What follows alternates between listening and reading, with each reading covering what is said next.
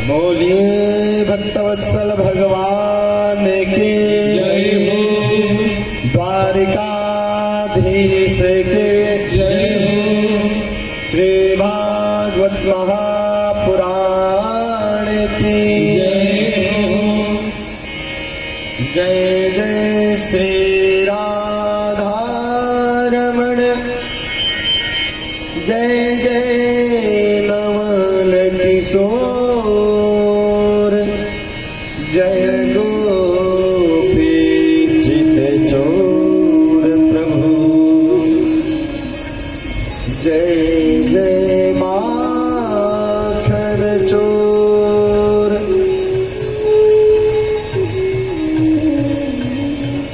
परम मंगलमय भगवत स्वरूप का ध्यान करते हुए कल कल निनादनी त्रिताप को दूर करने वाली भगवती भास्वती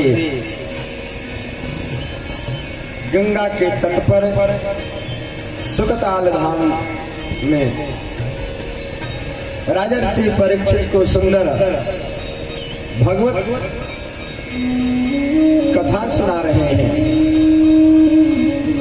आत्मा का और परमात्मा का मिलन कैसे होगा, सद्य मुक्ति कैसे प्राप्त होगी। जो मरणा धर्मान स्थिति में पड़े हुए हैं, जो मार्ग से भटक चुके हैं,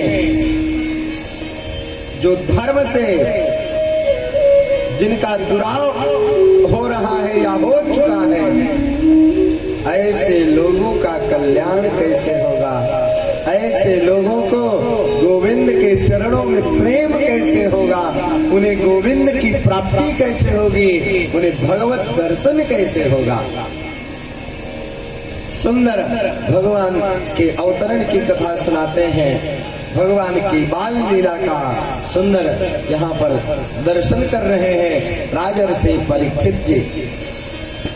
परमहंस परिव्राजकाचार्य श्री सुखदेव मुनि कहते हैं, राजन भगवान देखो कितने दयालु हैं, कितने कृपालु हैं कि अपने भक्तों के ऊपर कृपा करने के लिए जो निर्गुण निर्विकार ब्रह्म के रूप में रहते हैं, वो आज सगुण स्वरूप में नंद नंदन बन करके, यशोदानंदन बन करके आज सुंदर इन भक्तों को आनंद प्रदान कर रहे हैं। सारे ब्रजवासी बड़े ही प्रसन्न हैं। भगवान ने सबको अपने चरणों में सबको रख लिया है। हमारे गोविंद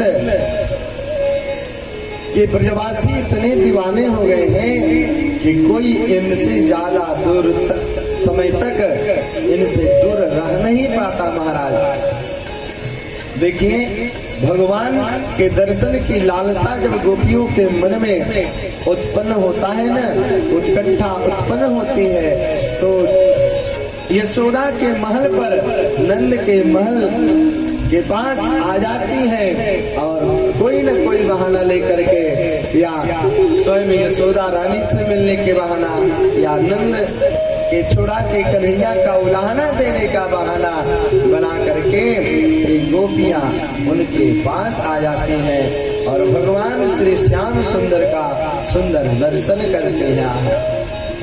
आज हमारे श्याम सुंदर बंसी वादन लीला किए, गोवर्धन धारण लीला किए और गोवर्धन धारण करके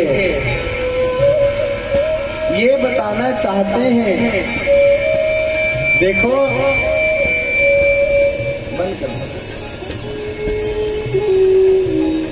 सर्वश्रेष्ठ ईश्वर की पूजा ही है।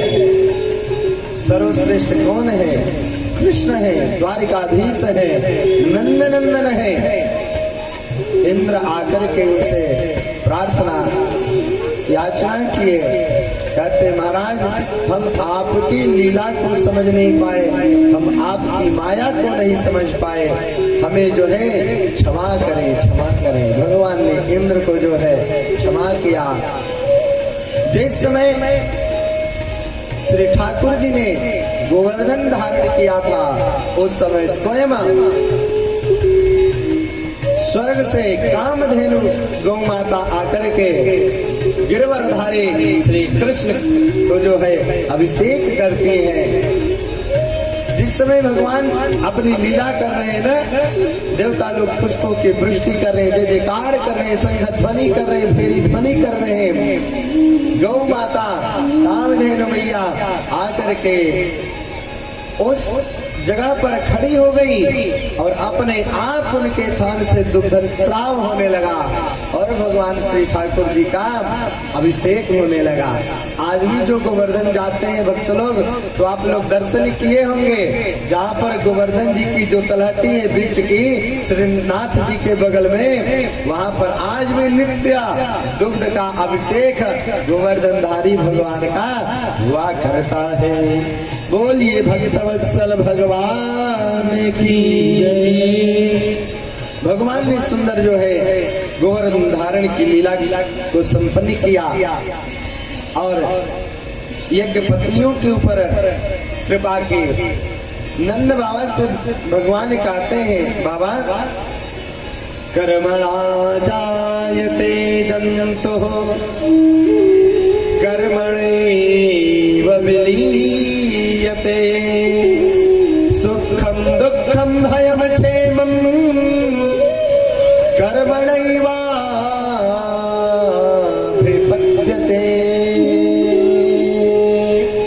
कर्मणा जायते जन्तुः। कभी किसी को अपने मन में निराश नहीं होना चाहिए। उसे मन में जो है शुद्ध, सात्विक, पवित्र, निर्मल मन में सदा जो है स्मरण करना चाहिए, विचार करना चाहिए, चिंतन करना चाहिए और उस प्रकार से उसे अपना कर्म करना चाहिए और कर्म के अनुसार उसे फल की प्राप्ति होती है। सुखम दुखम भयम क्षेमम कर्मणैवाभिपद्यते। सुख और दुख जो है ना अपने कर्मों का फल होता है। हम जैसा कर्म करेंगे प्यारे, वैसा हमें उसका फल मिलेगा। बोलिए भक्तवत्सल भगवान की जय। अच्छा सोचिए, कोई बबूल का पेड़ लगाएगा तो उसे आम का फल कहाँ मिलेगा? इसलिए आम के फल की इच्छा जो रखते हैं, चाह रखते हैं, उसे पहले आम का वृक्ष लगाना पड़ेगा, तब जाकर के उस आम के वृक्ष से फल निकलेगा और फल की प्राप्ति होगी। सुखम दुखम भयम क्षेमम कर्मणैवाभिपद्यते।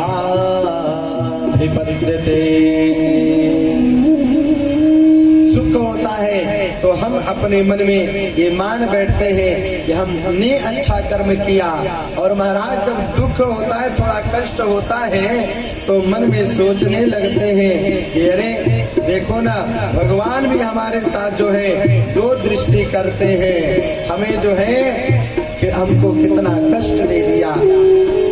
सुंदर गोवर्धन उदाहरण लीला को यहाँ पर संपन्न किए। हमारे जीवन का मुख्य लक्ष्य ये होना चाहिए कि भगवत प्राप्ति हो, हमारा मन इधर उधर न जाए। प्यारे, संसार में मन लगा रहेगा न, तो इस संसार के लोग जब इनका काम आपसे बन जाएगा तो धीरे से किनारे हो जाएंगे, आपका कोई साथ देने वाला नहीं मिलेगा। अब जिससे ज्यादा आप प्रेम करते हो ना, जिससे ज्यादा जिनको आप मानते हो, वही आपसे जल्दी बहुत दूर हो जाएगा। इस संसार का नियम है, बहुत कम लोग हैं जो आपका साथ देंगे। अरे सुख में तो साथ देने वाले अनेक लोग मिल जाएंगे, हजारों लोग मिल जाएंगे, लेकिन दुख में एकाध जने मिलेंगे जो आपके दुख के समय वो नैया को पार कर दे, आपको आपका साथ दे।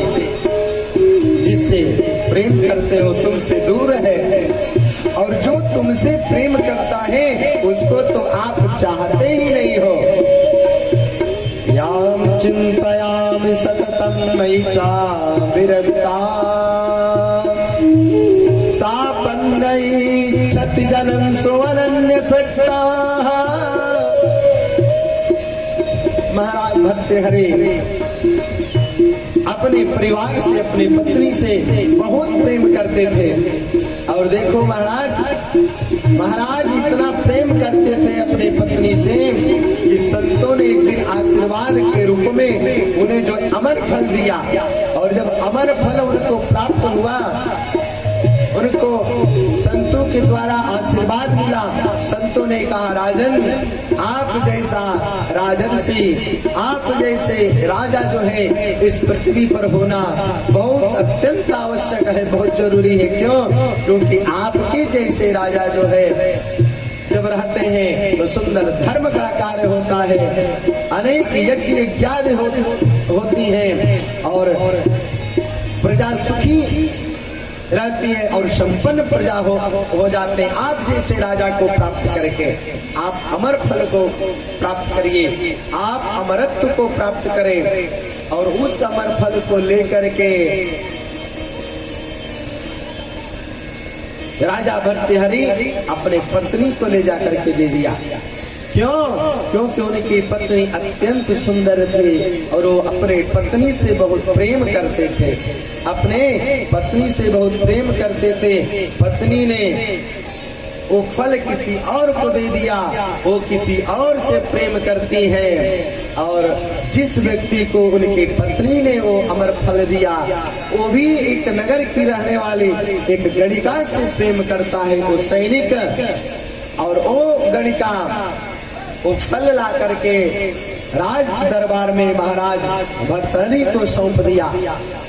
गणिका ने सोचा, वेश्या ने सोचा, हमारे जैसे पापी जीव, हमारे जैसे पापी व्यक्ति जिस राज्य में रह रहा है, कितने सुंदर महाराज हैं, कितने अच्छे विचार के हैं कि सबको जो है समभाव दृष्टि से देखते हैं। जैसे सब प्रजाओं की जो सुख सुविधा मिलता है वो हमें भी प्राप्त है।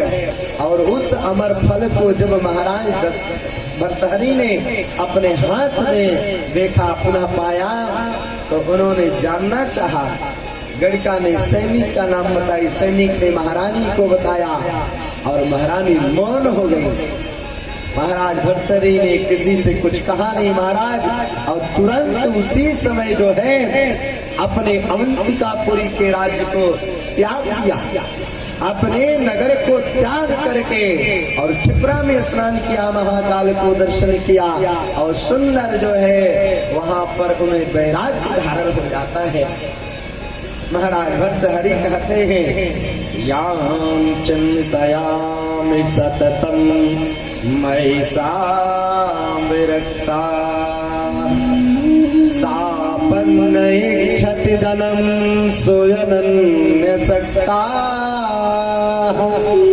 मैं जिसकी चाह रखता हूँ, मैं जिसको चाहता हूँ वो तो किसी और को चाहता है, वो भी किसी और को चाहता है, वो भी किसी और को चाहता है। यानी इस दुनिया में प्रेम स्थिर नहीं है, प्रेम एक जगह पर रहने वाला नहीं है। हम एक दूसरे को चाहते हैं, वो तीसरे को चाहता है, वो चौथे को चाहता है। हे कामदेव, धिक्तां च तां च मदनं च इमां च वाञ्छा। हे कामदेव, ये आपकी कैसी लीला है कि तुम अपने बसीभूत करके किसी को एक जगह पर, एक स्थान पर किसी को रहने नहीं देता। एक दुनिया आपस में बटी हुई है।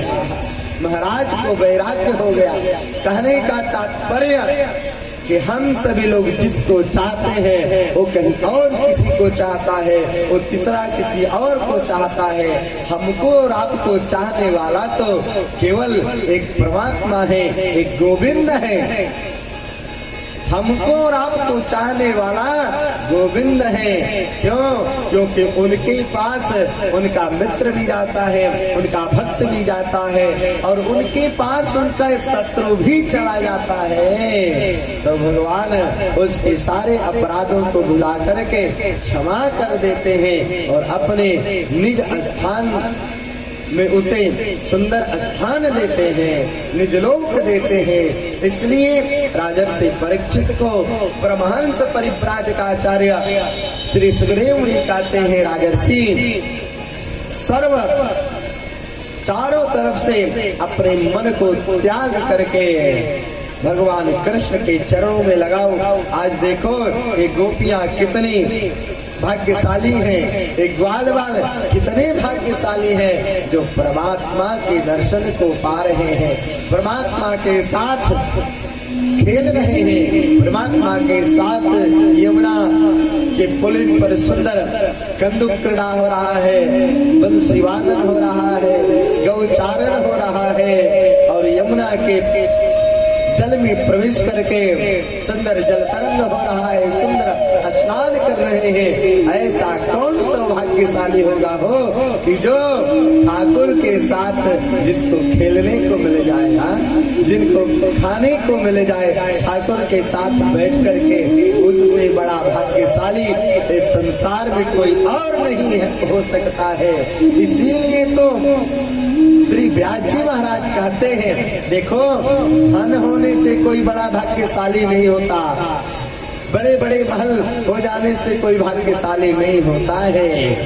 निवसते हृदय साम श्री हरिर भक्ति रेका, निवसते हृदय साम, जिसके हृदय में भगवान की भक्ति निवास करती है, भक्ति महारानी विराजमान रहती है, वही जो है भाग्यशाली है।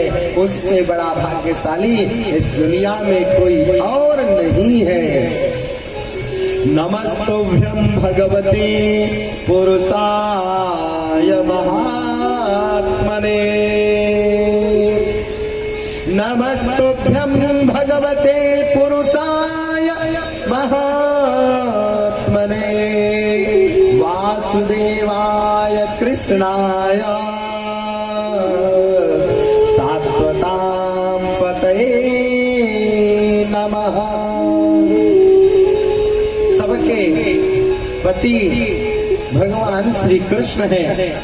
एक जीवात्मा उनकी विहार करने के लिए जीवात्मा के रूप में अनेक शरीर में जो है जीवात्मा है, स्त्री पुरुष के रूप में, और परम पिता परमेश्वर योगेश्वर श्री कृष्ण इन सभी जीवात्माओं के, हम सभी शरीरधारियों के पति हैं। वासुदेवाय कृष्णाय सात्वतां पतये नमः। भगवान के सुंदर जो है यहाँ पर जय जय घोष हो रहा है, चारों तरफ राधे राधे हो रहा है।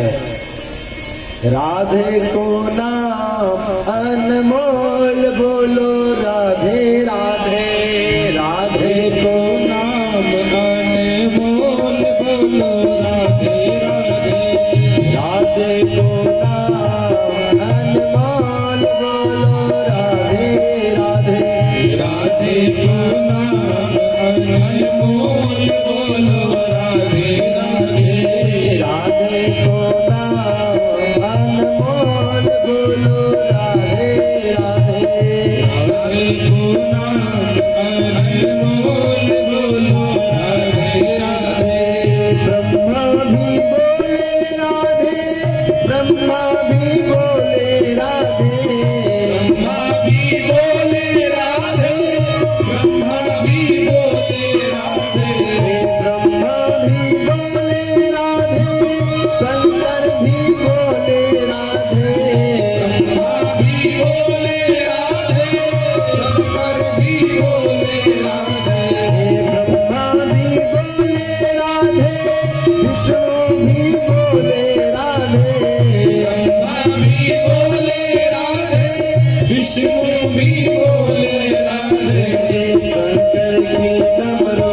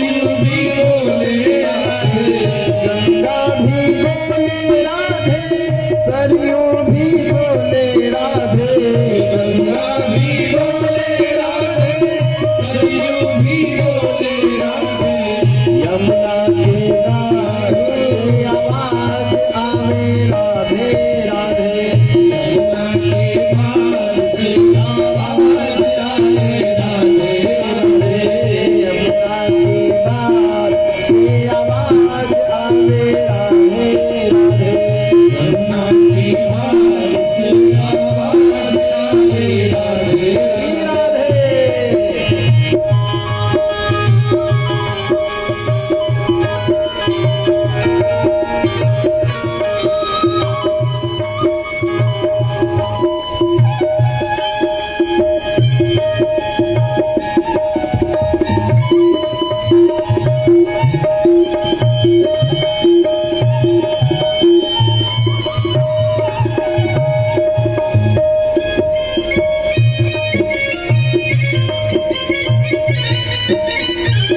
चंदा भी बोले राधे, सूरज भी बोले राधे, चंदा भी बोले राधे, सूरज भी बोले राधे, चंदा भी बोले राधे, सूरज भी बोले राधे, चंदा भी बोले राधे, सूरज भी बोले राधे, तारों के बंडल से आवाज आवे राधे राधे, तारों के मंडल से आवाज आवे राधे राधे, तारों के बंडल से आवाज आवे राधे राधे, तारों के मंडल से आवाज आवे राधे राधे, गैया भी बोले राधे, बछड़े भी बोले राधे, गैया भी बोले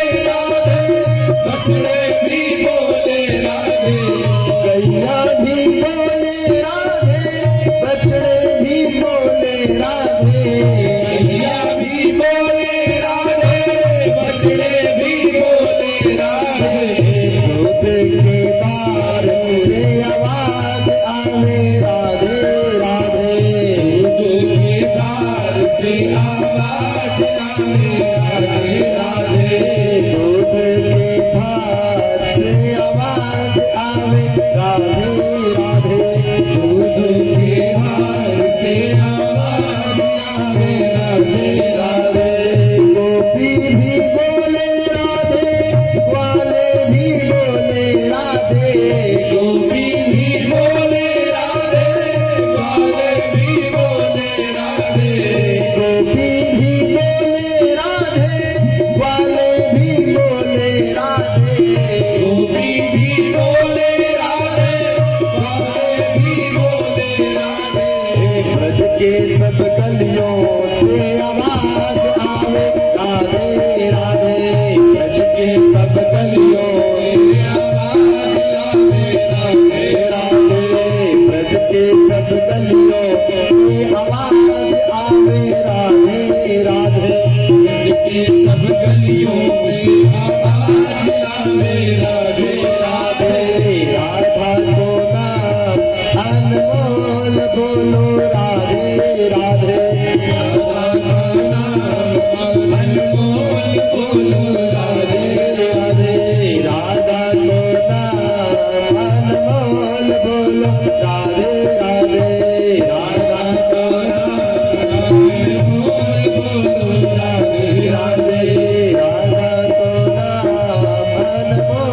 बोलो राधे राधे, राधा को नाम अनमोल बोलो राधे राधे, राधा को नाम अनमोल बोलो राधे राधे,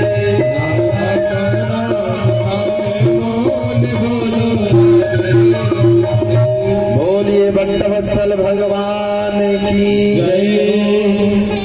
नंद के लाला के चारों तरफ जो है कृष्णमय इस वृंदावन में बन गया है। चारों तरफ वातावरण कृष्णमय कृष्णमय, जिधर से देखो कृष्ण कृष्ण कृष्ण कृष्ण की आवाज आ रही है, राधे राधे राधे की आवाज आ रही है। सुरभि मैया ने भगवान श्री कृष्ण का सुंदर अपने दुग्ध के धारा से उनका अभिषेक किया। कृष्ण कृष्ण महायोगिन विश्वात्मन विश्वसंभव भवतालोकनाथेन सनाथा वयम् अच्युतः सनाथा वयमच्युतः। भगवान अच्युत अधोक्षज श्री कृष्ण के जो है सुरभि मैया ने कामधेनु ने सुंदर जो है आज अभिषेक किया और अभिषेक करके भगवान की स्तुति करके अपने स्थान के लिए प्रस्थान करते हैं। और ये लीला जब ब्रजवासी जन दर्शन किए और दर्शन करने के बाद आपस में तो कृष्ण के चमत्कार का जो है चर्चा फैल गया। अभी तक पुतना राक्षसी की चर्चा हो रही थी, सटकासुर के नाम की चर्चा हो रहा था, बकासुर का, अघासुर का, कालिया नाग का। आज इन ब्रजवासियों के बीच में, ब्रजवासियों के संग में भगवान श्री श्याम सुंदर ने गोवर्धन पर्वत की पूजा करा करके और गोवर्धन को जो है अपने हाथ पर धारण किया और सारी ब्रजवासियों के सामने ही इंद्र आकर के उनके चरणों में लेट करके त्राहिमाम कह करके कृष्ण कन्हैया के स्तुति किए। नंद बाबा कहते हैं, अरे ब्रजवासियों देखो मेरे लाला वास्तव में बहुत चमत्कारिक है, बड़ा ये जो है चमत्कार वाला शक्तिशाली व्यक्ति है, जानते हो हमें कैसे पता चला? ब्रजवासियों ने कहा बाबा बताओ। बोले देखो जिस समय गर्गाचार्य जी महाराज आए थे ना, नामकरण संस्कार कर रहे थे, उस समय गर्गाचार्य जी ने हमसे कहा था नंद बाबा आपका जो बेटा है ना ये बहुत शक्तिशाली होगा और ये बहुत ये जो है चमत्कारिक होगा, इसके बहुत से रूप है, बहुत से नाम है, बहुनि सन्ति नामानि रूपाणि च सुतस्य ते। नंद बाबा आपके पुत्र के अनेक रूप हैं, अनेक नाम हैं। अरे भैया ब्रजवासियों इतना ही नहीं, गर्गाचार्य जी ने तो कहा था एक बार ये कहीं पर वसुदेव जी नाम के कोई व्यक्ति थे, उनके घर में तुम्हारा पुत्र किसी जन्म भी ले चुका है किसी पूर्व काल में। गर्गाचार्य जी तो वर्तमान की स्थिति बताते बताते बात अपनी पलट दी कि अभी न जान जाए कि वसुदेव और देवकी के ही पुत्र हैं जिनसे मैं कारागार में मिलकर के आया हूँ। गर्गाचार्य जी ने बात इधर उधर करके उनको बता दिया। आज वही बात नंद बाबा इन ब्रजवासियों से कह रहे हैं। गर्गाचार्य जी की आज बात अक्षरशः हमें आज सामने दिखाई दे रहा, सही हो रहा है। उन्होंने कहा था कि तुम्हारा लाला जो है ये देवताओं के द्वारा पूज्य होगा। आज सोचो देवताओं के राजा इंद्र आ करके और हमारे पुत्र का जो है सुंदर स्तुति अर्चन वंदन किए। लगता है कि हमारा पुत्र पूर्व जन्म में कोई देव अंश रहा होगा या देवता रहा होगा, ऋषि महर्षि रहा होगा। आज मुझे धन्य करने के लिए मेरा पुत्र बना हुआ है। आज सुंदर जो है एक मुहूर्त आया हुआ है।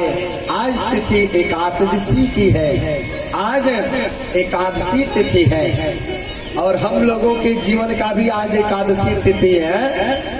आज कौन सी तिथि है? एकादशी, और वो भी ज्येष्ठ की शुक्ल पक्ष की एकादशी। इधर भागवत कथा में जो चर्चा हो रही एकादशी की, ये शरद ऋतु की एकादशी थी। और ये ज्येष्ठ की एकादशी है। दोनों का संयोग कितना अच्छा है। एक भीमसेनी एकादशी और एक जो है शरद ऋतु की एकादशी। एकादश्याम निराहारः समभ्यर्च जनार्दनम् स्वातुं नन्दस्तु कालिन्द्या द्वादश्याम जलवाभिषत। एकादशी का व्रत सारे ब्रजवासी लोग किए हैं। एकादशी ऐसा व्रत होता है प्यारे कि सब व्रतों में सर्वश्रेष्ठ व्रत एकादशी है। भगवान गीता में कहते हैं व्रतानाम एकादशोऽस्मि। भगवान जो है व्रतों में स्वयं एकादशी व्रत है। जो एकादशी व्रत को करता है उसे भगवान विष्णु भगवान नारायण बहुत प्रसन्न रहते हैं। सारे ब्रजवासी जन एकादशी व्रत को किए। नंद बाबा भी किए हैं। नंद बाबा नित्य ब्रह्म वेला में जग कर के सुबह काल के समय और यमुना जी में स्नान करने जाते हैं। आज ब्रजवासी लोग एकादशी के रात्रि में उत्सव मना रहे थे। इन्हें शयन करने को बहुत कम ही अवसर मिला। इन्हें तो लगा कि सुबह हो गया, ब्रह्म मुहूर्त बीत रहा है, समय का आभास नहीं हुआ और ये चले गए यमुना में स्नान करने के लिए। और यमुना में स्नान करने के लिए जाते हैं। अभी ब्रह्म मुहूर्त हुआ नहीं था। अभी वरुण लोक के उनके सैनिक, उनके अनुचर यमुना के तट पर घूम रहे थे। तम गृहीत्वा नयदभृत्यो वरुणस्याशुरोऽन्तिकम् अभिज्ञायासुरं विवेला प्रविष्टम् उदकम् निशीथ। अभी रात्रि समाप्त नहीं हुई थी। राजन और वरुण के सैनिकों ने नंद बाबा को पकड़ा और पकड़ करके वरुण लोक में लेकर के चले गए। बोलिए भक्तवत्सल भगवान की जय, भक्तवत्सल भगवान की। और सारे ब्रजवासी जन सुबह होते ही यशोदा मैया, भगवान श्री कृष्ण हमारे बाबा कहाँ गए, यशोदा मैया खोजने लगी, सारे ब्रजवासी खोजने लगे। नंद बाबा भी लौट करके नहीं आए। कहाँ है? यशोदा मैया ने कहा कि वो तो सुबह जकर के नित्य यमुना में स्नान करने के लिए जाते हैं, आज स्नान करके वापस आए नहीं, किसी ने देखा नहीं। कुछ बाल गोपालों के साथ भगवान श्री कृष्ण यमुना के तट पर गए तो देखते क्या उनका वस्त्र वहीं पर रखा हुआ है। मानो उन्होंने ऐसा मन में विचार किया कि कहीं यमुना के जल में तो नहीं डूब गए हैं। क्या हुआ? भगवान तो सर्व अंतर्यामी है, नेत्र को बंद करके जाना। हमारे बाबा तो वरुण लोक में है। और सीधे भगवान जो है ब्रजवासियों से कहते हैं भैया अभी रुको, मैं अपने बाबा को खोज करके आता हूँ और उनको ले करके आता हूँ। और यमुना में प्रवेश करके भगवान वरुण लोक गए और वरुण लोक में जाते हैं तो वरुण जी महाराज ने भगवान श्री कृष्ण का खूब स्वागत किया, खूब अभिनंदन किया।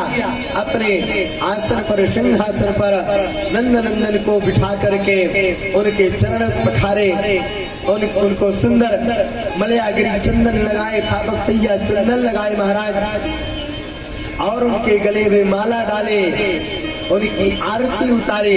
बगल में नंद बाबा बैठे हैं। नंद बाबा अपने पुत्र की वरुण लोक में आगमन और वरुण के द्वारा स्वागत, वरुण के द्वारा उनकी पूजा दे करके कृष्ण की मन ही मन आश्चर्यचकित है।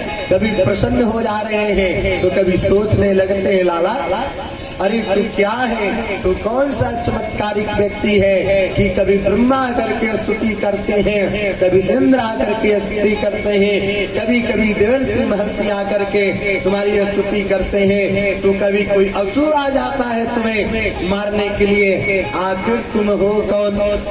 और यहाँ पर वरुण लोक में भगवान श्री कृष्ण का खूब स्वागत हुआ, अभिनंदन हुआ। नमस्तुभ्यं भगवते ब्रह्मणे परमात्मने। हे प्रभु, आप ब्रह्म हैं, आप ही सबसे सर्वश्रेष्ठ हैं। हम तो आपके अनुचर हैं और आपके आज्ञा अनुसार, आपके निर्देशानुसार हम लोग अपनी नौकरी कर रहे हैं। ये ब्रह्मा, इंद्र, चंद्रमा, वरुण, ये सारे जो देवता लोग हैं ना, ये भगवान की नौकरी कर रहे हैं और भगवान का जैसा आदेश है वैसा ये करते हैं। वरुण जी ने भगवान श्री कृष्ण से कहा, प्रभु आप क्षमा करें, आपके पिताजी को हमारे सैनिकों ने पकड़ करके लाया, मैं क्षमा मांगता हूँ, मैं क्षमा प्रार्थी हूँ। हम अपने सैनिकों के अनुचरों की तरफ से आपके चरणों में बार बार प्रणाम मैं करता हूँ। एक बात और है गोविंद, हमारे अनुचर आपके पिता को पकड़ करके बंधन में बांध करके नहीं लाते महाराज, तो आप अपने पिता को लेने के लिए इस वरुण लोक में नहीं आते। अद्य मे निवृतो देहो द्वैवार्थो धीगतः प्रभो त्वदपाद भाजो भगवान वपुः पारमध्वरः। हे प्रभु, आपका चरण रज इस वरुण लोक में पड़ गया तो वरुण लोक भी धन्य हो गया। जैसे आप ब्रह्म लोक में गए थे, आपका चरण रज ब्रह्म लोक में पड़ा, ब्रज में पड़ा, गोकुल में पड़ा, मथुरा में पड़ा, अयोध्या में पड़ा, भक्तों के घर में आपका चरण पड़ता है। उसी प्रकार से हम भी तो आपके भक्त हैं और आपने मेरे वरुण लोक को धन्य कर दिया। वरुण जी ने भगवान की स्तुति की, वंदन किया, मेरे लिए आदेश क्या है? भगवान ने कहा, आपको आदेश मैं क्या दे सकता हूँ, आप यहाँ से सारे कार्य को करते रहे और हमें हमारे नंद बाबा को सौंपिए, मैं लेकर के जाता हूँ। वरुण जी ने कहा, इसमें सौंपने की क्या बात है महाराज, हमारे लोक में वो भी आए, वो भी वरुण लोक का दर्शन कर लिए और मैं धन्य हो गया। आपका और आपके पिता का दर्शन करके भगवान श्री कृष्ण ने नंद बाबा को वरुण लोक से छुड़ा करके पुनः जमुना के जल के बाहर आते हैं और ब्रजवासी इनको देख करके बड़े प्रसन्न हो गए। नंदादयस्तु तम दृष्ट्वा परमानंद निवृताः कृष्णं च तत्र छन्दोभिः स्तूयमानं सुविस्मिताः। नंद बाबा ने ब्रजवासियों से वरुण लोक में कृष्ण की किस प्रकार से स्वागत वहां पर हुआ सारी बात बताई, सब बातें बता दिया कि देखो, जो मुझे बंधन में बांध करके जिनके सैनिक ले गए थे उनके स्वामी हमारे पुत्र श्याम सुंदर कृष्ण का सुंदर अर्चन बंदन किए, अभिषेक किए। हमारा लाला वास्तव में चमत्कारिक व्यक्ति है, चमत्कारिक पुरुष है। अब तो मैं इसको जान गया कि ये पुत्र बन करके मुझे दर्शन दे रहा है, मेरे सौभाग्य को और बढ़ा रहा है। देखिए, भगवान की कृपा धीरे धीरे जो भक्त होते हैं ना, उस कृपा को अनुभव जब करते हैं तो उन्हें ज्ञान होने लगता है और उन्हें आभास होता है कि ये जो कार्य हो रहा है ये भगवान की कृपा से हो रहा है। भगवान की कृपा जो है ना, कोई रसमलाई नहीं है कि रसमलाई खाने से लगेगा कि मैं रसमलाई खा रहा हूँ। सामने रसमलाई उपस्थित के रूप में कृपा नहीं प्रकट होगी। कृपा तो अनुभव का चीज है महाराज। कृपा को अनुभव किया जाता है और कृपा को साधना में बैठ करके, ध्यान में बैठ करके भगवान की कृपा को अनुभव किया जाता है। कैसे? अच्छा, आज तक किसी ने हवा को बहते हुए देखा है? आज तक किसी ने कोई हवा को बहते हुए देखा है क्या? लेकिन हवा के बिना किसी का कोई काम भी नहीं चलता है। हवा का हम लोग केवल स्पर्श मात्र से अनुभव करते हैं। हवा की गति को स्पर्श मात्र से कि हवा की गति तेज है कि मंद है कि तीव्र है, कैसे है, हवा को कोई देख नहीं पाता, अनुभव करता है। हवा के साथ धूल जब उड़ने लगे, तूफान आ जाए तो दिखाई देता है कि तूफान आ गया, धूल उड़ने लगी। उसी प्रकार से जिस प्रकार से हम वायु का दर्शन नहीं कर पाते, उसी प्रकार से भगवान की कृपा का, भगवान के वात्सल्यता का, भगवान की दयालुता का अनुभव किया जाता है महाराज। और जो इस प्रकार से अनुभव करता है, उसे धीरे धीरे धीरे धीरे जो है भगवत प्राप्ति होने लगती है। भगवत दर्शन की ओर भक्त अग्रसरित हो जाता है। कहते हैं कस्तरती कौन तार सकता है, कौन तार सकता है? तार तो वही सकता है जो स्वयं इस भव सागर से तर गया हो, जो इस मोह माया के बंधनों से दूर हो गया हो, वही तो दूसरे को मोह माया के बंधन से दूर कर सकता है महाराज। आज भगवान सुंदर पूर्णिमा तिथि है और पूर्णिमा तिथि के दिन आज मध्य रात्रि में मधुवन जी में प्रवेश किया और मधुवन जी में मध्य रात्रि में प्रवेश करके अपने बसुरिया को लिए, अपने मुरलिया को उठाए और मुरलिया को उठा करके आज सुंदर तान छेड़ दिया। सुखदेव मुनि कहते हैं, राजन देखो, पूर्व में जो भगवान ने बंसी वादन किया था उसे वेणुनाद कहते हैं। वेणुनाद करके अपने ब्रजवासी सखाओं का, अपने गोपियों का, अपने भक्तों के मन को हर लिया, चित्त को चुरा लिया। क्यों? क्योंकि ठाकुर महाराज करने जा रहे हैं, गोविंद को महाराज करना है और महाराज में सारी गोपियां उपस्थित होंगी। इस बंसी वादन लीला के माध्यम से सबकी परीक्षा लिए। जिस समय भगवान श्याम सुंदर ने मुरली बजाया न, देखिए इस वृंदावन में तो अचानक एक चमत्कार हो गया महाराज।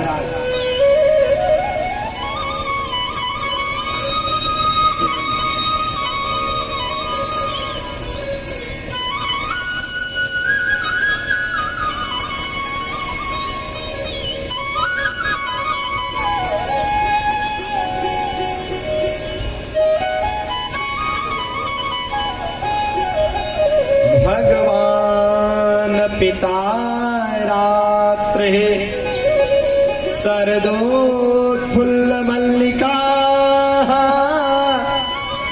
विचरन्तुं मनश्चक्रे योगमायामुपाश्रितः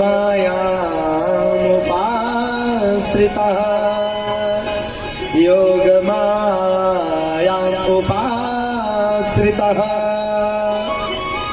भगवान पिता रात्र शरदोत्फुल्ल मल्लिका विचरन्तुं मनश्चक्रे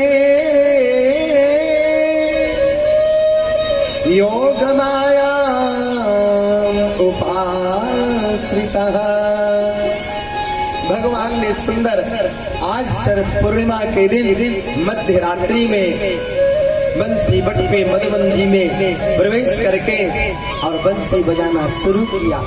और जिस समय बंसी बजाना शुरू किया ना, उस समय शरदोत्फुल्ल मल्लिका, शरद ऋतु के तो जो पुष्प पुष्पित थे, जो उस ऋतु में पुष्प नहीं पुष्प धारण करते हैं, जिन वृक्षों से पुष्प नहीं उगते, प्रफुल्लित नहीं होते, वो सारे के सारे फूल अपने आप भगवान के मुरलिया के तान को सुन करके, वेणु वादन को सुन करके सारे वृक्षों से अपने आप फूल लग गए, उसमें फूल आ गए महाराज। सरदोत्फुल्ल मल्लिका, चारों तरफ ब्रज में सुंदर सुंदर सुंदर सुंदर जो है पुष्पों का उदय हो गया, और उन पुष्पों के अंदर से सुंदर जो है सुगंधित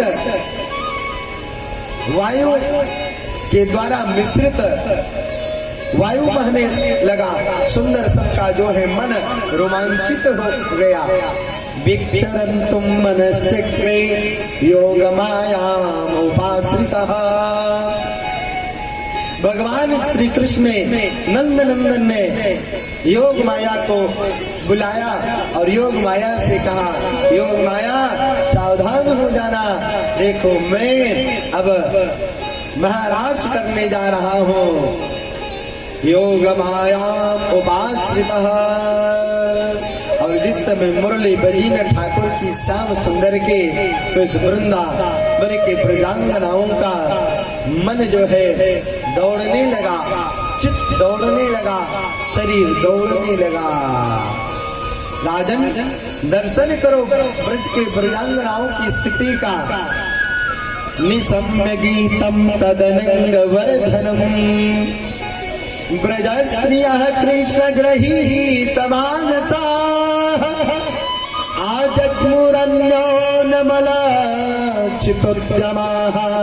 स यत्र कान्तो जवलोलकुण्डलाः।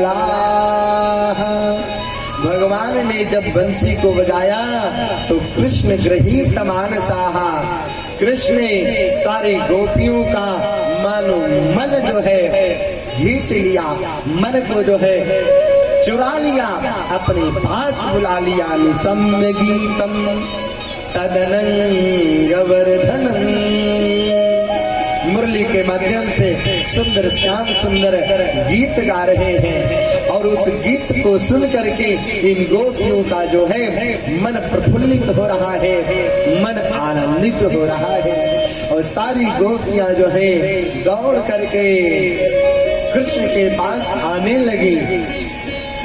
स्थिति क्या है? गोपियों की स्थिति ऐसी है महाराज कि दुहंत्यो भी ययुः कांचन दोहं हित्वा समुत्सुकाः, पयोधश्रित्या संज्ञा मनो दोषा पराययुः। भगवान श्याम सुंदर ने जब बंसी बजाई और बंसी को सुना गोपियों ने, तो अपने कार्य को करना भूल गई। कोई सखी कोई गोपी गौ माता के स्तन से दुग्ध निकाल रही थी, गो दुग्ध निकालते हुए बंसी के ध्वनि को सुना, और उस समय उनका चित्त जो है कृष्ण के बंसी के तरफ दौड़ने लगा। अब वो जो है वो दुग्ध दूना भूल गई और उसी जगह पर बैठे बैठे कृष्ण का ध्यान करने लगे। कोई गोपी अपने पति की चरणन की सेवा कर रहे थे और मुरलिया के तान को सुन करके और अपने पति को छोड़ करके कृष्ण के पास दौड़ करके चली गई। कोई अपने बच्चे को भोजन करा रहे थे, कोई दुग्ध पान करा रहे थे। महाराज उस स्थिति में कृष्ण के मुरलिया के तान को सुन करके मधुवन जी में प्रवेश कर जाती है। बोलिए भक्तवत्सल भगवान की जय। कोई गोपी अपने पति को रिझाने के लिए आंखों में सुंदर अंजन लगा रहे थे, काजल से श्रृंगार कर रहे थे, कोई लिपस्टिक लगा रही थी, कोई कुछ लगा रही थी। लिंपंत्या प्रमृजंतुन्या अंजंत्या काश्चलोचने, यानी सौंदर्य प्रसाधन से ये गोपियां अपना अपना श्रृंगार कर रही थी। अचानक मुरली की तान को सुनी और मुरली की तान को सुन करके श्रृंगार करना भूल गई। जिनका एक आंख में अंजन लगा हुआ था वो एक आंख में ही अंजन लगाए हुए दौड़ करके श्याम सुंदर के पास जो जिस प्रकार से थी उसी प्रकार से उसी स्थिति में धाये धाम काम सब त्यागे, धाये धाम काम सब त्यागे और सब दौड़ करके गोपियां पहुंच गई कहाँ? मध्य रात्रि में भगवान श्री कृष्ण के पास, मुरली मनोहर के पास। और वहां जाकर के देखते क्या है कि अपने नेत्र को बंद करके अपने अधर ओष्ठ पर मुरली को पधरा करके मुरली को विराज करके और सुंदर मुरली निनाद कर रहे हैं, स्वर के तान को छेड़ दिया है। कुछ देर के बाद भगवान श्याम सुंदर ने देखा गोपियों को कि गोपियां आई हैं। भगवान ने उनका स्वागत किया। आए हुए अतिथियों का श्याम सुंदर मदन मोहन भगवान ने स्वागत किया। आइए आइए, आपका स्वागत है, स्वागत है, स्वागत है। स्वागतम वो महाभागा प्रियम किम करवाणि वह।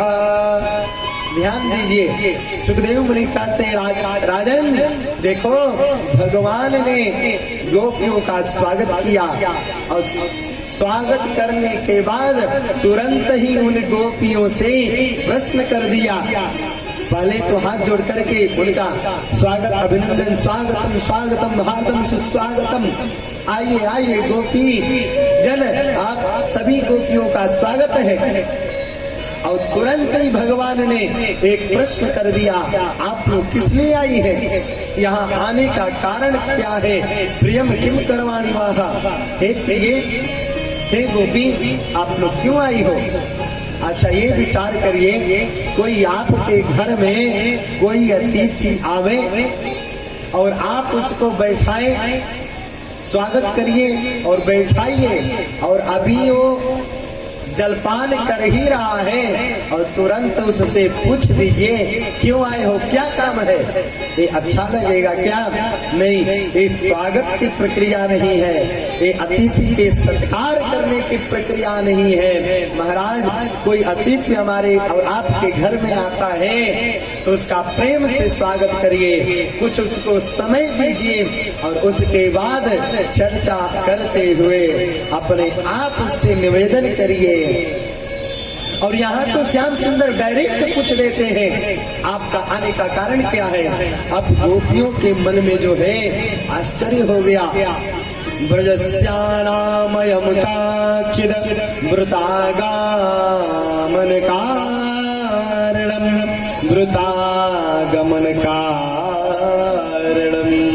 हे गोपियों, आप लोग किस लिए आई हैं? अपने आने का कारण बताइए। हमको तो लगता है कि आप लोग इस रात्रि के समय, इस मध्य रात्रि में इस वृंदावन के इस जंगलों को देखने के लिए आप लोग घर को छोड़ करके आई हुई हैं। स्वागतम वो महाभाग, आइए आइए, स्वागत है, स्वागत है।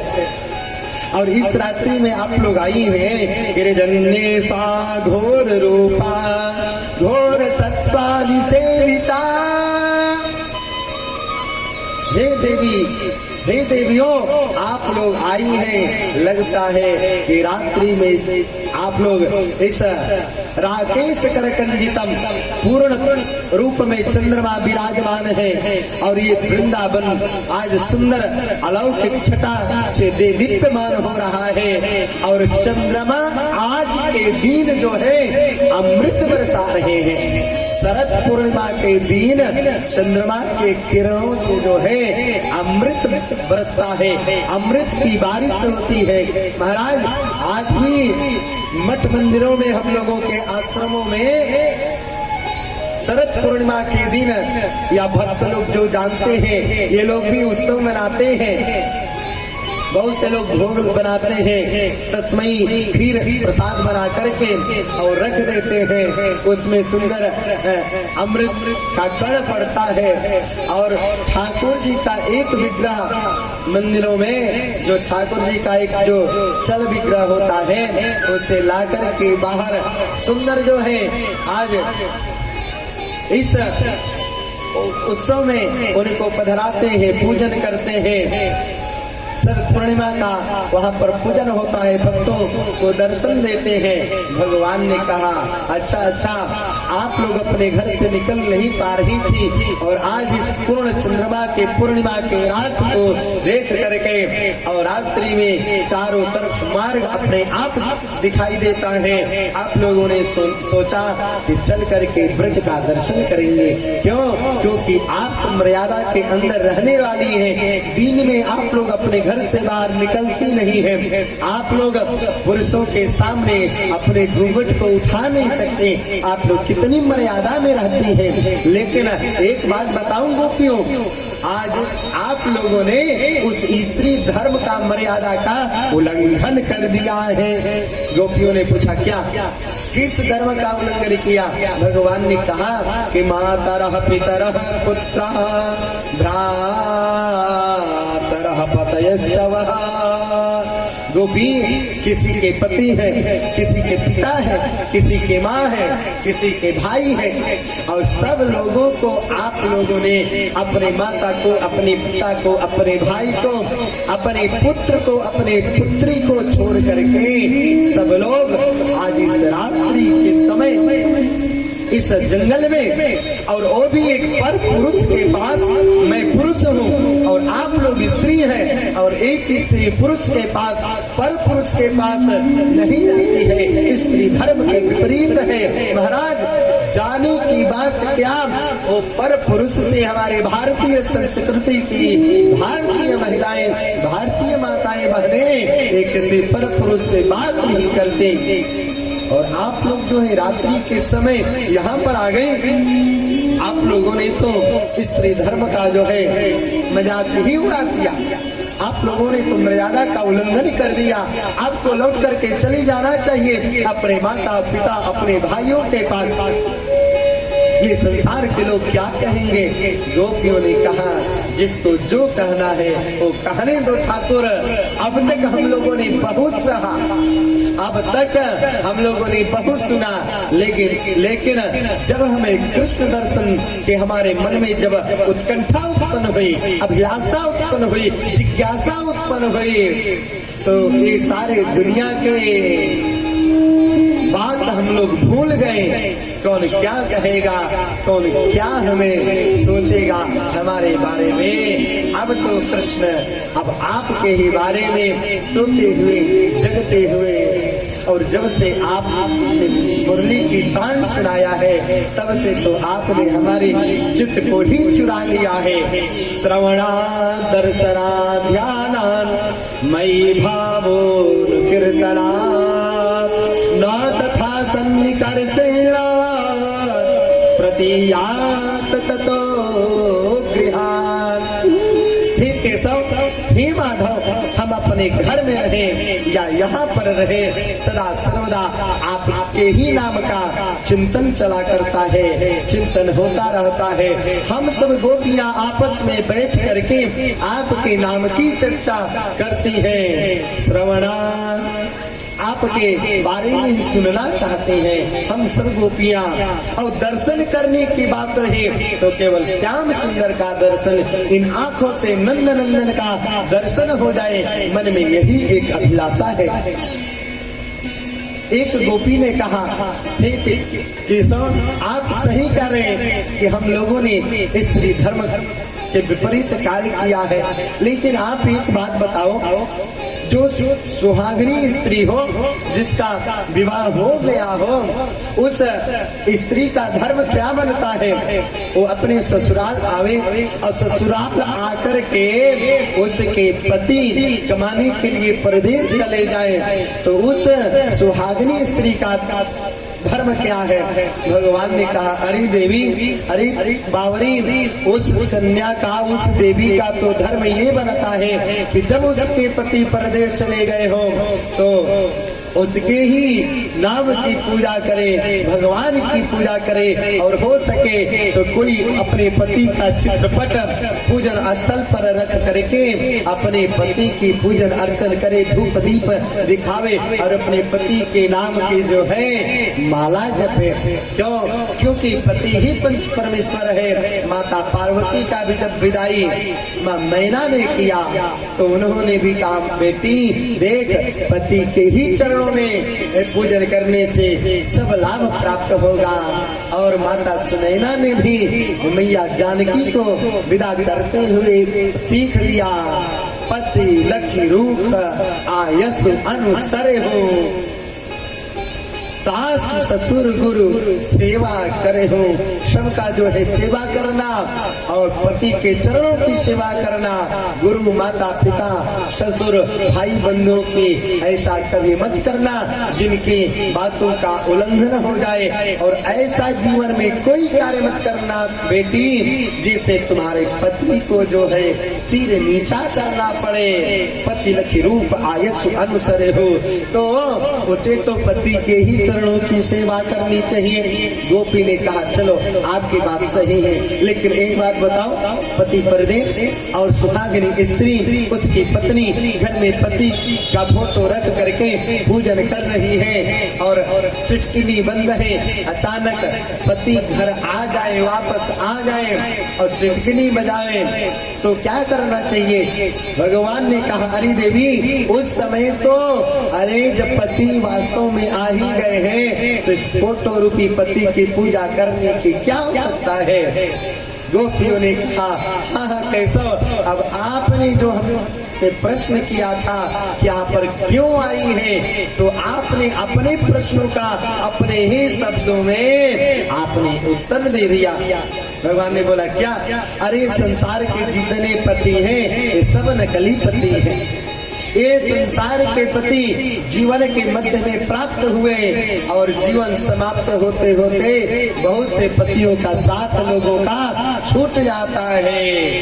मैवं विभोर्हति भवान गदितुं निशंसम् संत्यज्य सर्व विषयास्तव पादमूलम्। हे केशव, आपके चरणों का ही एक आश्रय है। अब इस चरणों को ही अपने पति के रूप में प्राप्त किया है। आपको कात्यायनी मैया से हम लोगों ने वरदान मांगा है। भगवान ने जब उन गोपियों के भाव को देखा तब भगवान प्रसन्न हो गए। कहे गोपी, आप लोगों की परीक्षा चल रही थी और गोपियों से सुंदर जो है चर्चा होने लगा। देखिए, भगवान को कौन प्राप्त कर सकता है? भगवान के प्रेम को कौन वर्णन कर सकता है? भगवान का प्रेम तो अनिर्वचनीयम प्रेम स्वरूपम। भगवान का प्रेम जो है अनिर्वचनीय है, कभी कोई वर्णन नहीं कर सकता है। बोले प्रेम का भैया कोई वर्णन नहीं कर सकता है। अरे कोई प्रेम का स्वाद तो बता दो। नारद भक्ति सूत्र में आता है, मौका स्वादानवत। गूंगे व्यक्ति को सुंदर जो है चकाचक रसगुल्ला खिला दिया जाए और उससे पूछा जाए, भैया रसगुल्ला कैसा लग रहा है, तो वो क्या बताएगा? जैसे मूक व्यक्ति सुंदर से सुंदर मिष्ठानों का, खाद्य पदार्थों का वो वर्णन नहीं कर सकता, उसी प्रकार से भगवान के प्रेम का कोई वर्णन नहीं कर सकता है। और ये प्रेम भगवान का कहीं कहीं पर प्रकट होता है, किसी किसी के हृदय में प्रकट होता है। प्रकाशति कापि पात्रे, किसी किसी के पात्र में ये जो है प्रेम उदय होता है। भगवान की भक्ति प्रकट होती है। किसके हृदय में होती है भक्ति प्रकट? ये प्रेम किसके हृदय में प्रकट होता है? जिसका हृदय, जिसका मन गुण रहितम कामना रहितम प्रतिक्षण वर्ध यामानम विच्छिन्न सूक्ष्मतर मनुभव स्वरूपम। गुण रहित है, कामना रहित है और सदा सर्वदा भगवान का चिंतन करता रहता है। चलते समय, जगते समय, उठते समय ये था ब्रज गोपी का नाम। जैसे ब्रज गोपियों ने सदा सर्वदा भगवान के चरणों का स्मरण किया, स्वरूप का ध्यान किया और भगवान कृष्ण को आज प्राप्त किया। हम अपने पैरों से चल करके यहाँ पर आए हो प्रभु, अब यहाँ से आप त्याग देंगे तो इस संसार में अब हम सब वापस लौट करके नहीं जाएंगे। और गोपियों के साथ भगवान सुंदर जो है आज महाराज की तैयारी करते हैं। गोपियां भगवान का सुंदर श्रृंगार करती हैं, फूलों से सज रहे हैं। श्री बांके बिहारी फूलों से सज रहे हैं। आज हमारे ठाकुर बिहारी आइए इन गोपियों के साथ भगवान का फूलों से श्रृंगार हो रहा है, फूलों से सुंदर सज रहे हैं। उस स्वरूप का जो है दर्शन किया गया है। फूलों में सज रहे हैं, फूलों में सज रहे हैं श्री वृंदावन बिहारी। फूलों में सज रहे हैं श्री वृंदावन बिहारी। फूलों में सज रहे हैं, फूलों में सज रहे हैं श्री वृंदावन बिहारी। फूलों में सज रहे हैं श्री वृंदावन बिहारी। और संग सज रही है और साथ सज रही है वृषभान की दुलारी। साथ सज रही है वृषभान की दुलारी। और साथ सज रही है वृषभान की दुलारी। साथ सज रही है वृषभान की दुलारी। हरि बोल।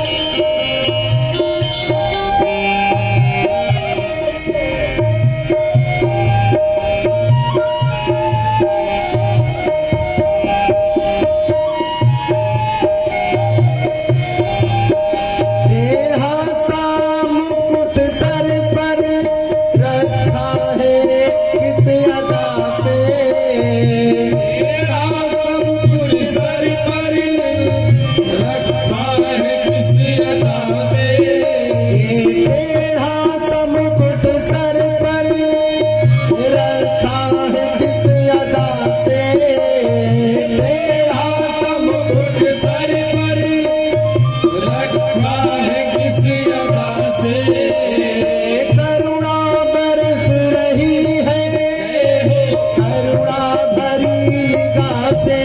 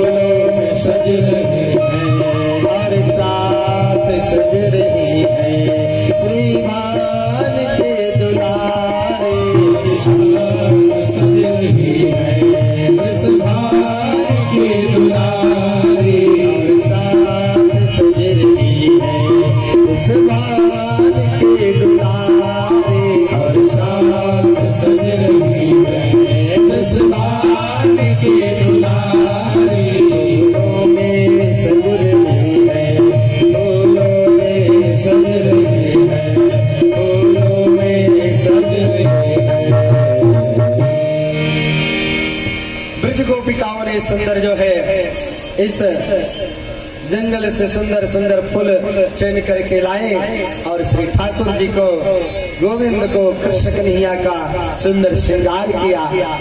और उनके साथ में गोपी भी है। उस गोपी का पूर्ण रूप से नाम नहीं है, लेकिन विद्वजन भक्तजन जो है रसिक जन उस गोपी शब्द से ही राधा रानी का स्मरण करते हैं। दोनों का सुंदर वहां पर श्रृंगार हुआ और श्रृंगार करते करते सुंदर आनंद आया ब्रज गोपिकाओं का। आज फूलों से सुंदर इनका फूल बंगला सजा हुआ है, मानो फूल के महल में महाराज करने के लिए विराजमान है।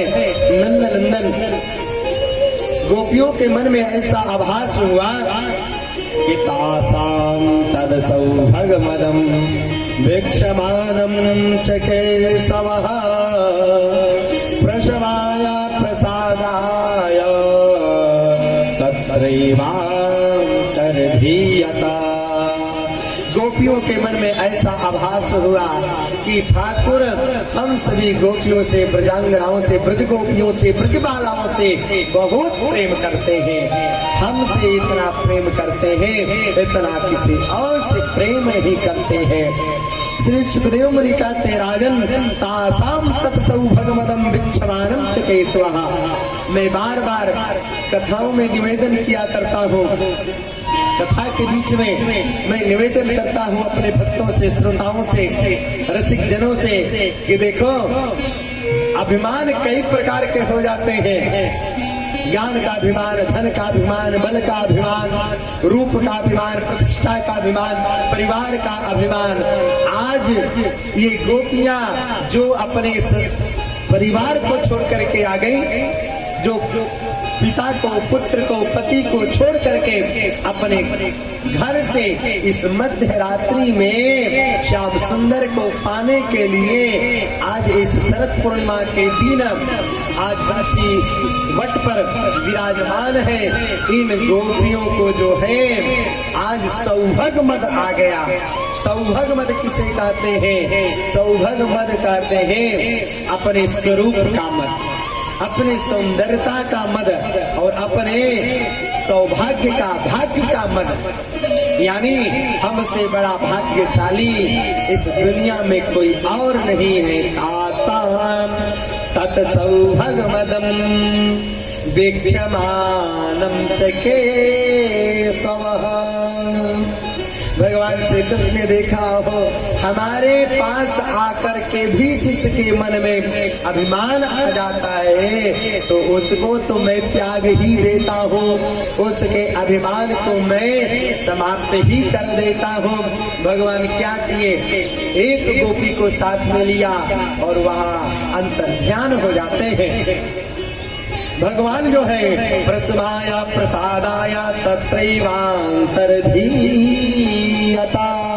तुरंत जो है देखते ही देखते, पलक झपकते ही एक गोपी को साथ में लिया और अंतर्ध्यान हो गया। बोलिए भक्तवत्सल भगवान की। अब ये गोपियां, इनका नेत्र खुलता है, पलक जो बंद था पलक खुला तो देखते क्या है हमारे बीच में तो श्याम सुंदर है ही नहीं, नंद नंदन तो है ही नहीं, कहाँ गए? और एक गोपी भी नहीं दिखाई दे रही है। कृष्ण को खोजती है, श्याम सुंदर को खोजती है। कृष्ण कृष्ण कृष्ण कहाँ हो? हे मदन मोहन दर्शन दो, दर्शन दो, दर्शन दो, घनश्याम नाथ मेरी अखियां प्यासी दे। और गोपियों की स्थिति महाराज ये हुई कृष्ण के विरह में, कृष्ण के वियोग में कि इस जंगल में भटक रहे, अपने आप से ही अंत में पूछने लगती है, एक दूसरे से पूछने लगती है। सबसे पहले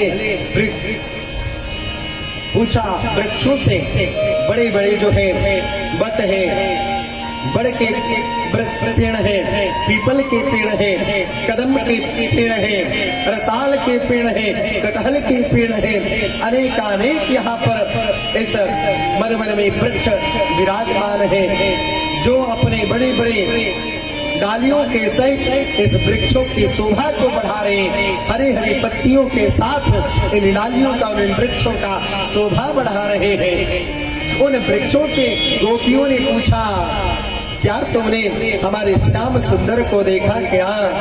क्या तुमने मदन मोहन को देखा? डालियों को पकड़ करके, लताओं को पकड़ करके वृक्षों के सामने खड़े होकर के मेरे कन्हैया किधर गए, मेरे गोविंद किधर गए, किधर गए, किधर गए? और कृष्ण के विरह में इतना व्याकुल हो जाती है। एक गोपी ने कहा, आओ आओ आओ आओ, देखो देखो, मैं कृष्ण हूँ, मैं कृष्ण हूँ। कृष्ण का स्मरण करते करते करते स्वयं कृष्ण मैं देखने लगी। कृष्णो हम, कृष्णो हम, कृष्णो हम, सोहम, शिवो हम, शिवो हम। शिव का स्मरण करते करते जब ब्रह्मज्ञानी भगवान का स्मरण करते करते ब्रह्मज्ञानियों की दशा क्या होती है कि स्वयं को ब्रह्ममय दर्शन करने लगता है। आत्म तत्व का जब ज्ञान होता है महाराज, तो अपने आप में ही भगवत दर्शन करने लगता है। गोपी ने कहा, आहुल्य दूराय कृष्ण तो जैसा कृष्ण ने बाल लीला किया था, पुतना को मारा था, सुटकासुर को मारा था, उसने कहा देखो देखो कृष्ण, मैं पुतना को वध कर दिया, अरे मैं दावा नल अग्नि को पान कर सकती हूँ। अनेक प्रकार की जो है चर्चाएं एक गोपियां आपस में एकत्रित होकर के करती है। एक ने कहा, अरे बावरी, तू कृष्ण के प्रेम में कितना दीवानी हो गई हो, तुम कृष्ण नहीं, तुम कृष्ण की प्यारी गोपी हो। अब स्मरण आया, बड़ा उसे कष्ट हुआ। अरे कृष्ण तो हमको छोड़ करके चले गए, हमें तो लगा कि कृष्ण हमारे पास ही है, मेरे पास ही है। और धीरे धीरे धीरे धीरे कृष्ण का अन्वेषण इस मध्य रात्रि में कर रही है गोपियां। और जो एक गोपी भगवान कृष्ण के साथ अंतर्ध्यान हुई थी, उस गोपी को भी जो है अंत समय में प्रमाद आ गया, उसे जो है अहंकार हो गया। वास्तव में कृष्ण हमसे ही प्रेम करते हैं। उन गोपियों को त्याग दिया, उन ब्रजांगनाओं को त्याग करके, उनको छोड़ करके हमें लेकर के एकांत में हमें आनंद प्रदान कर रहे हैं और मुझसे बहुत प्रेम करते हैं। अब ये मुझे छोड़ करके कहीं जा नहीं सकते। उस गोपी ने कहा, अरे केशव, अरे कन्हैया, ततो गत्वा वनोदेश्यम् दृप्ता केशं ब्रवीता। ततो गत्वा वनोदेशं दृप्ता केशवं ब्रवीता। न पारयेऽहं चलितुं नया मां यत्र ते मनः। गोपी ने कहा, हे केशव, मैं चलते चलते चलते मेरे पांव थक गए हैं, मेरे पैर दर्द कर रहे हैं, अब मैं चल नहीं सकती, अब मैं एक पद भी मैं अपने पैर को रख नहीं सकती, पग भी नहीं चल सकते, आप अपने कंधे पर मुझे बिठा लें। भगवान ने कहा, अच्छा, तुमको भी अहंकार हो गया कि मैं जो कहूंगी वही कृष्ण करेंगे। और भगवान ने कहा, ठीक है, तुम मेरे कंधे पर बैठ जाओ। और भगवान जो ही कंधे पर बैठने के लिए उस गोपी को कहते हैं और गोपी तैयार होती है, उसी समय भगवान उस गोपी के सामने भी अंतर ध्यान हो जाते हैं। और उस गोपी ने देखा, रे इस एकांत जगह पर, इस निर्जन वन में मुझे भी छोड़ कर के श्याम सुंदर अंतर्ध्यान हो गए, भग गए, कहाँ चले गए। हाँ नाथ रमण प्रेष्ठ क्वासी क्वासी महाभुजा दास्यास्ते कृपालाया मे सखे दर्शय सन्निधिम। हे केशव, हे केशव, हे माधव, दोनों हाथ उठा करके ये गोपी चिल्लाने लगी, खोजने लगे। और खोजते खोजते सभी गोपियों का आपस में मिलन हो जाता है। और जब गोपियों का मिलन हुआ ना, तो जो एक गोपी अकेले थी उससे सब गोपियों ने पूछा, अरे श्याम सुंदर कहाँ गए? तुमने तो सही देखा होगा, भला बताओ। उस गोपी ने कहा, मैं क्या बताऊं, मुझे भी छोड़ करके श्याम सुंदर अंतर ध्यान हो गए। वो वास्तव में छलिया है, वास्तव में झूठ बोलता है, वास्तव में किसी से प्रेम नहीं करता। अब सोचो, हम सभी स्त्री इस मध्य रात्रि में कहां पर जाएं, किसके पास जाएं? अरे भैया, ये गोपियां लगी आपस में चर्चा करने, और चर्चा करते करते यमुना के तट पर आए, और यमुना के तट पर आकर के एक जगह सब गोपियां बैठ गई। पुनः पुलिनमागत्य कालिन्द्याः कृष्ण भावना समवेता जगुः कृष्णं तदागमन कांक्षितम् तदागमन कांक्षिता। भगवान की आगमन की प्रतीक्षा कर रही है, और भगवान के विरह में भगवान को याद करके यमुना के तट पर सभी गोपियों ने सुंदर गोपी गीत गाया। सुखदेव मुनि कहते हैं, देवर राजर्षि, इस गोपी गीत का श्रवण करो, दर्शन करो। गोपियों की स्थिति क्या हो गई? भगवान को जब दर्शन नहीं कर पाई, गोपियां एकत्र होकर के और यमुना के तट पर गोपी गीत गाती हैं। गोपियों चो हुआ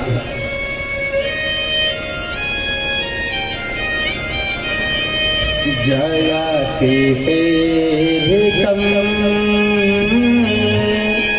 जन्मना ब्रज सयत इंदिरा